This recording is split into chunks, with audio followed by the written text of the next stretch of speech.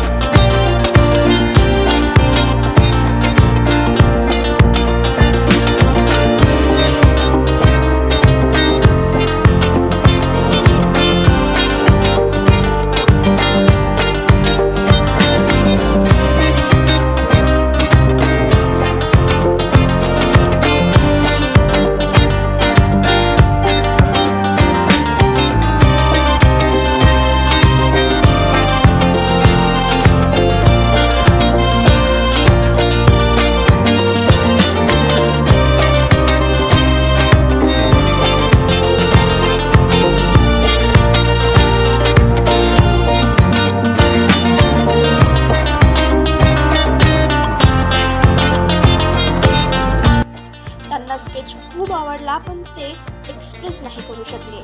पण मला कळलं की त्या स्केचने त्यांचा दिवस आनंदी केला आणि माझ्यासाठी ते वर्थ इट आहे.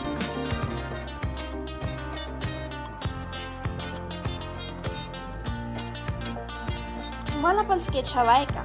तर खाली कमेंट करा, मी तुमचं स्केच काढायला पूर्ण प्रयत्न करेन.